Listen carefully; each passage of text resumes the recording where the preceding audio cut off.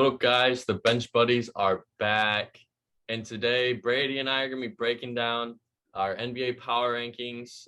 Today is the 22nd of November, so that's what we're going with today. All records to this day and before the games start. But before we get into the video, we are almost at 50 subscribers, which is kind of cool. I mean, I'm not going to lie. Yeah, it's not a lot, but, we're starting to get a few more people. And once we get to 50, we're going to be doing a giveaway. So make sure your profile is public and you can be entered into that giveaway. But got to get to 50 first so we can do that. But Brady, let's just get right into it here and see who's in last place. So sitting in last, I think the expected Houston Rockets, since our last ranking on here, we have they are 0-6. I think this team has very, very little chemistry. I think that kind of remind me of a college team a little bit in just ways that they can't really get the ball. I don't know. I feel like Jalen Green is kind of taking a similar route to like a Russell Westbrook with ensuring he's getting those stats every night. But other than that, I like Jacob a little bit. I don't think this team's anything special at all. And then coming in at 29th, we got the Pelicans, who they're already looking forward to next year. Zion, I mean, that dude, who knows what's going on there still. And then Brandon Ingram has been the only bright spot, but they really don't have anything. Because, last year this team was playoff hopeful. I mean, even coming in this year, playoff hopeful. And they're almost dead last, pretty much, a fourth of the way through the season here. It's just not looking good right now in New Orleans. And could be a big roster shakeup again come this time next year. Sure. So next up, we got the Orlando Magic, who I also touched up on a little bit in the last video. Since our last ranking, they're 1-5, which is a little bit unfortunate because I was kind of rooting for these guys a little bit with how young they are and how successful they look. I'll also compare these guys to the Houston Rockets as well when I say I think they're similar in some aspects with how young they are, but I think the Magic are evolving in the way that the Rockets want to evolve in. I feel like they got a lot of young guys that are gritty, they want to get down to, and I think that their chemistry is going to build as years go on. So I don't know. I think this team's in it for the long run. 27th, we got our Detroit Pistons. Pretty much all we can say here is Cade Cunningham is, last night's game against the Lakers, who was balled out, got a triple-double. Unfortunately, they didn't win. But touching on that note, the bad boy Pistons, are starting to 2.0, you could say, with Isaiah Stewart, and LeBron's scuffle, you can say, last night. Nonetheless, I'm happy, how he responded. I'm not encouraging the fights and stuff, but nonetheless, he stood up for himself and for his team. Really showed that, this Piston team all really plays for each other. Doing that deep dive into the team, they play for each other. They're all there for each other. And there's no Jalen Green where it's just all about me and I need to get my points. But, I think Dwayne Casey, he may be on his way out or he may, stick it out. It's really just depending on what Troy Weaver thinks, in his second year now. If he's the right guy to, manage his team going forward.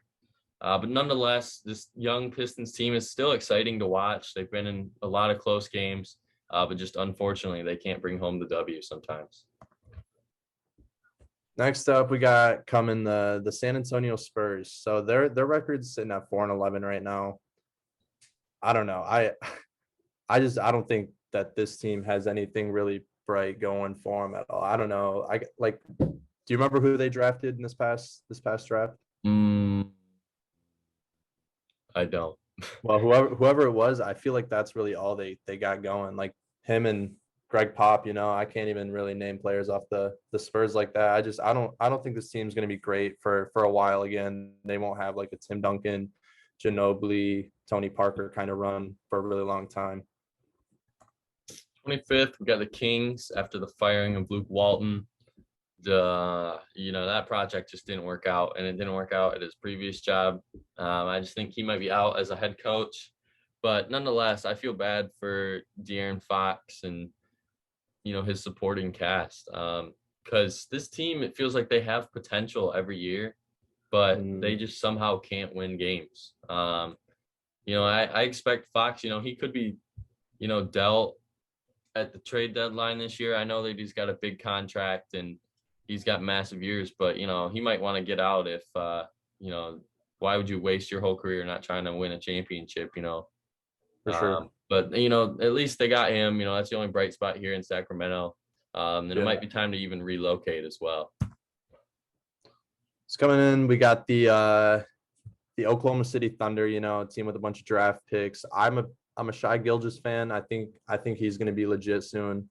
Since their last ranking 3 and 4 with a total record of 6 and 10. I think another person to talk about on this team though is like Lou Dort. I did not think that as a rookie he would pan out to be like the style of player was. He kind of reminded me of a less good version of Draymond at first, but now the guy's like already starting to become insane and might be one of the upcoming next future all-stars. But I don't know. I mean, fingers crossed the OKC uses their draft picks in the way that they should, and players pan out. But right now they're not competitors. 23rd, we got the Minnesota Timberwolves, and they've started to hit a stride, you could say. It's a pretty rough start for them through the first 10, but now they're 7-9, almost at 500. And I just think that they're finally playing better basketball. Anthony Edwards looks like potential MVP candidate this year in his sophomore year. No sophomore slump there. And Karl Anthony Towns, he's always been good, but it's always been what does he get for the supporting cast? And I feel like this year, they definitely could make a run for the playoffs, at least right now. And I think if they really want to solidify themselves, they're going to have to maybe trade for something, unless, they're still waiting a year or two. But nonetheless, I would be very excited about the team's future. So coming in at 22nd, we have the Indiana Pacers, who are also 22nd in our last video. So since the last ranking, they're 3 and 4, bringing them to a 7-11 record. I mean, it's the same conversation with this team too. Can TJ McConnell be that guy? Personally, I'm going to say no, especially with their record already being 7-11. I don't think he's that dude. I think he was more of a bubble fraud than Tyler Hero was called at that time. I don't know. I don't think the Pacers really have anything going for him either. I don't think TJ McConnell is going to be an all-star ever. 21st, we got the Raptors, and hot start, and then all of a sudden, it just kind of fell off. Still solid record at 8 and 10 though. Yeah. But OG Anunoby, he got hurt for I think a week or so. Van Vliet still been playing pretty good. It's just, they don't really have that solidified superstar. They got a few stars on the team, but they don't have a superstar. And I think Nick Nurse, is still a great coach. But right now, I think it's just too early to tell with this Raptors team. And it's going to be one of those as the season progresses. We'll see how it pans out for them. It's coming at 20th. We have the Memphis Grizzlies.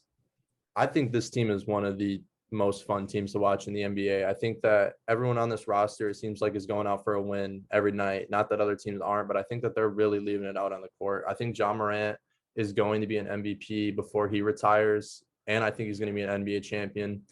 I don't know. I don't think that this team's going to contend for the title right now, but I think that they're headed in the right direction. I think Ja Morant's bringing this team success. Coming in at 19th, we got the LA Lakers, and a lot of people are going to give us, some backlash for putting them this low, but you can't say that they aren't a mid team at best this year. They're coming in at 9-9. I know LeBron's been out for he was out 7-8 games. Yeah. So what? You still have Anthony Davis, Carmelo Anthony, like these solidified guys that everyone knows in the NBA, and you guys still can't find ways to win. Like last night, we were talking about the Pistons game. They had to squeak one out against the Pistons on the road. And it's crazy to think about that because, this team was the defending champion just 2 years ago, and they didn't, and adding Russ too, you're like, oh, wow, this team's going to be really good. But definitely some growing pains, lots of concerns so far surrounding the Lakers. But a fourth of the way through the season, I still expect them to make the playoffs here. But I can't see them being higher than a 5 or a 6 seed, honestly, in the West, just because, how good the West has been so far. But, the Lakers could obviously make that jump up again. But just right now, as we're making this video, I just feel like that's where we have to put them. Oh, it froze. There we go. There we But go. coming in at 18th, another one that particularly Atlanta fans might be upset about. I think it just comes down to the same as the Lakers. You look at this roster, you look at how they played last year, you look at the fans, you look at everything about this team, and you think title contender. And then you look at what they're providing right now with the numbers, and it's just not meeting those numbers. So I don't know. I think this team's going to come around. I'm not worried about the Hawks. I think they're a great system, a great program. I think Trae Young had a bit of trouble scoring early on, but I think once he figures out that scoring routine with how these refs are officiating right now, I think he'll be just fine. He'll be back up in the MVP talks in the future, and the Hawks are going to be a fine franchise. 17th, we got the Cavs, and this team, lost it really quick. Sexton's done for the year. Jarrett Allen still been really good, but he's had a little injury concerns. Evan Mobley is out for I think a month, maybe a little more, a little less. And in our last video, we put them at 13th when they were ranked like 25th, 26th in our preseason. Yep. And they definitely showed promise. They came out of nowhere, but unfortunately, we had to drop them here. 2-4 in their last 6, and I don't know. I just can't see them, keeping that same mojo they had at the beginning of the year now that Sexton's gone, because he was, the glue that held that team together. But nonetheless, Darius Garland will step up, I believe. He's one of my favorite underrated players in the league. Just, for being such a high pick, you could say. He doesn't get that credit he deserves being on the Cavs. I think it's mostly just because he's on the Cavs. But, no way that this team doesn't get good, I would say, in the near future, because they definitely are doing the right things, put them in that conversation. So coming at 16th, we have the Charlotte Hornets. I'm still up on this team. If I'm Charlotte, I'm taking a 16th ranking, and I'm happy with it for right now. Since last ranking, they're 5-1. They're playing winning basketball. The Warriors have lost 2 games this year. One of them has also been to Charlotte, which I think is impressive.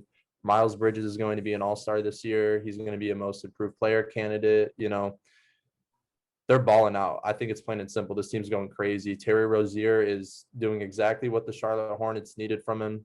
LaMelo Ball is going to be that star, that future player for the franchise. And I don't know. I think only good things are coming for Charlotte. I don't see how things could really turn around for these guys right now. But I'm up on them for sure. And at 15th, we got the biggest drop probably in any of our power ranking video history. Is this Philadelphia 76ers. What happened? Well, they got hit with the COVID bug and a few injuries here and there. Maybe we overreacted a little bit when we put them up at 3rd in our last video, but 1-5, and they still got some solid pieces, Thibault, Embiid, who knows what the Simmons, who knows with that, but Seth Curry, has been looking like his brother, it feels like. Seth's been really what's helped this team, to that 9-8 record. He's been the only person that's, I think, played or started every game. And he's finally taken on a big role, now that Simmons is out. Normally he's that 6th man off the bench kind of guy, but now he's proved that he's a solidified starter in this league, at least through the first 17 games here. But, once the COVID bug's over, injuries are healthy. I expect the Sixers team, be in the top 10 again. So 14th, we've got the New York Knicks. They haven't been playing great basketball in the last week or so. I think Kemba's getting a little older, but just like I said in the last video, I think that this was the best possible spot for him to be at this point in his career. I think that I think they're gonna figure things out. I don't know. I'm a big Obi Toppin fan. I still don't know about RJ Barrett. I don't know. For Duke, he was a dog, but it's Duke. It's a different league here in the NBA and stuff. So I don't know. I still think he has to solidify himself a little bit more and whatnot. Julius Randle. I think this team is solid. I think that they're going to be better than the 14th rank by the end of the year, but I don't think they'll be within the top 10. And at 13th, we've got the Celtics, who you could say are the hottest team in basketball right now. Making that big jump up 7 spots.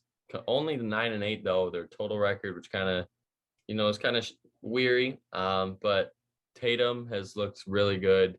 Schroeder has been, lights out, and the Lakers, really messed that one up, for sure. And of course, it's the Celtics. They're, historic rivals that would get him. And I really like this team Yeah. right now. And I think Romeo Langford, a name to remember by the end of the year for the Celtics. He's getting more minutes, averaging, career best this year in his third year. And, coming out of college, he was supposed to be that guy right away. Unfortunately, it's taken him a few years, but he's finally developing into what the Celtics want. And I think going forward, he's going to be a key piece to the success of the Boston Celtics. So coming in 12th, making a big jump, we've got the Portland Trail Blazers. They went 4-3 since our last video. I think that this team, we know this team builds around Dame and CJ. So it's just a matter of how well are these guys doing. In the last two videos, we talked about how they weren't at par. They weren't what we really wanted them to be at, what they should be at. I think they're working it up. I think they're settling in. I think they're going to, I don't know. I guess I really don't know how I feel about this team in the playoffs. It seems like they always manage to get in, hit some big shots, make some big plays. But I don't know. I think they'll do the same this year. CJ and Dame will start feeling it. Nurkic is gonna come around a little bit. I'm not a fan, but I think they'll be fine. I think they'll be playoff contenders, but not a title team. In 11th, we got the Dallas Mavericks, and Luka's been Luka, but after that, there's still question marks looming around this team. And it really, I don't even know really what much to say about this team, other than Luka Doncic talk. Still, dropped a little, just had a little slide 2-4. And I believe that, this team is still going to be a good team, make the playoffs, but really, what else can this Mavericks team offer besides Luka Doncic going forward? Yep, for sure. So then we got the Nuggets 12th, just like how we said in the last video or last reign 12th. They're coming in at 10th now. I'm sorry. I think this team is like right where we kind of expected them to be. They went 3-4 in the last week. That's a busy week of games, but we know they don't have Jamal Murray. We know that they have the Joker, the MVP. Mm-hmm. I don't know. I still would say solid team. Definitely got to make some moves. Got to kind of just hang around until Jamal comes back is how I would probably put it. Just kind of stay in contention, and then when he comes back, really hope for him to get after it, and then really start winning some basketball games. Mm-hmm. And then on the Nuggets, we got some news here about Michael Porter Jr. It says his season in jeopardy due to a nerve issue. Wow. Which I don't know if you knew about that or not. And it could put him at risk, missing the whole season. And they just paid this man a lot of money. So is it his back again? I think so, yeah. And it definitely could be a huge thing going forward. He got his guaranteed money and then just got hurt. So Nuggets, kind of trending on the wrong side of, the balance beam right here. But at least they still got Jokic, to get them some wins, some wins here and there. But 10th, and then at 9th, we got the Clippers, who have been the quietest, best basketball team this year. 10-7 ranking, and it feels like everyone's around 500 so far. The middle of the pack wise, and Paul George has looked really well. Reggie Jackson surprisingly has looked really good. But out those two guys, I can't really think of, really anyone that's really caught my eye so far. Zubiak, he's same old, whatever. I don't know. Do you have anything to say on this team? I don't know. Just to bounce off what you said about Reggie, former Pistons, so I got to keep in touch a little, but I think it's cool that he really had to work that name for himself last year in the playoffs. He was literally on a vet minimum contract and then went crazy. But this team without Kawhi, it's just not the same. It's just really not. No matter who you really put in that system, Paul George can go crazy, and I don't think they'll win a championship with Ivan Kawhi on that starting five. So coming in at 8th, we've got the Milwaukee Bucks, who have went 5-2 in the last week.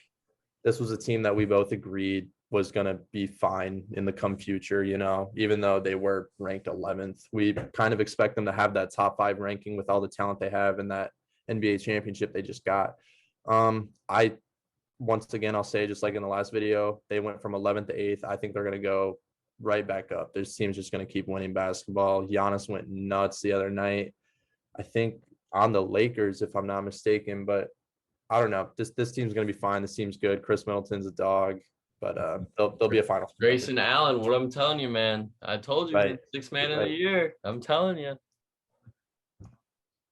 And at 7th, we got the surprising team of the year so far in the Washington Wizards. This team came out of nowhere. Bradley Beal, obviously still that guy, but his supporting cast, wow, has looked really good. I guess you could say they're pretty lucky to be 11-5 right now. Just some close wins, tough losses, and I just think that going forward that this Wizards team, I don't know if they can really hold it together. It's a fourth of the way through the season for them. As I'm pulling it up right here, Kuzma has been the guy I think that they needed all along. They needed a wing. And Montrezl Harrell, these names that from the Lakers, for feels like nothing. And Dinwiddie, I think, is potentially the most underrated point guard. I agree. In the league, with the Pistons, we got rid of him for a bag of chips, it felt like, and I was like, why do we do nuts that? In New York. So good. Yep. When he went nuts in New York. And I'm glad, he's finally getting the recognition he deserves as a starter and not, in Brooklyn anymore when he's overshadowed by the stars. But this Wizards team is definitely a team that, they could keep it together or it could all come crashing down real quick. It's coming at 6th. We've got, I think we got the Miami Heat. Yeah, it froze. Oh, jumping way ahead there. Okay, here we go. There we go. Okay. So we've got the Miami Heat, another 4-3 record in the last week, which is kind of seeming like a very commodity between all these teams.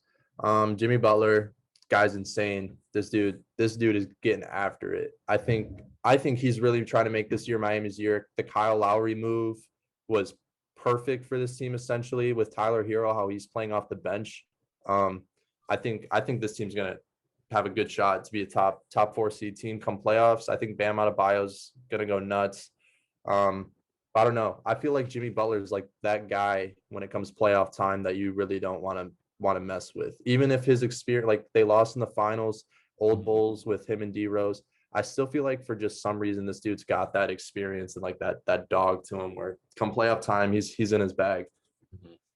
Coming in at 5th, we got the Utah Jazz, and the first thing that comes to mind is Rudy Gobert right now is averaging over 15 rebounds a game. Like, just let that sink in. Like, casual double-double. Back then, 1970s, 80s, it was still like kind of a tough thing to do. But Rudy Gobert's doing it day in, day out. And I think what's really, been surprising is Mike Conley this year. He's obviously been, an average, a little better than the average point guard in the league. But for this team this year, he's really stepped up in some roles that, he wasn't really looking forward to end of the year. And Hassan Whiteside is a name to remember because he's that guy off the bench that comes in for Gobert, which is still a good presence. Because this dude, 3-4 years ago, was a top 5 center in the league. Right. He kind of fell off a little bit, but the Jazz, obviously with some good coaching, and Gobert is your, teacher. You're gonna obviously pick some skills up and get better. But once again, we're leaving the Jazz here at 5 because it just feels like they win somehow every day, and it's a fundamental solid team. Yep. So coming up 4th, we've got the move with the Bulls.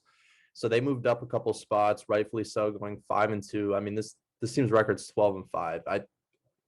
I think prior to the season starting, we could solidify that this team was not to be messed with. But I think now we can confirm that this team is a team really to not mess with. DeMar DeRozan going nuts.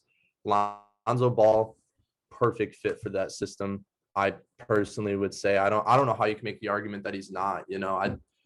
I think this team's fun to watch. I think that this team's competitive, and I think that come playoff time, even though not everyone on that roster has that experience, I think that this team wants it so bad with it all being their first years here that they're just going to get after it. Coming in at third, we got the Brooklyn Nets. KD and Harden, obviously, we know of, top 10, arguably top 5 players in the league on the same team. And two names that, are very interesting, why the Nets are doing so well right now are LaMarcus Aldridge and Patty Mills. Aldridge coming back out of retirement and putting up great numbers. And same with Patty Mills, coming over from San Antonio, filling that void for the Kyrie Irving situation. And Patty Mills really hasn't missed a beat. Playing like he did, and when the Spurs were making finals runs and all that good stuff. It looks like he's back in his prime.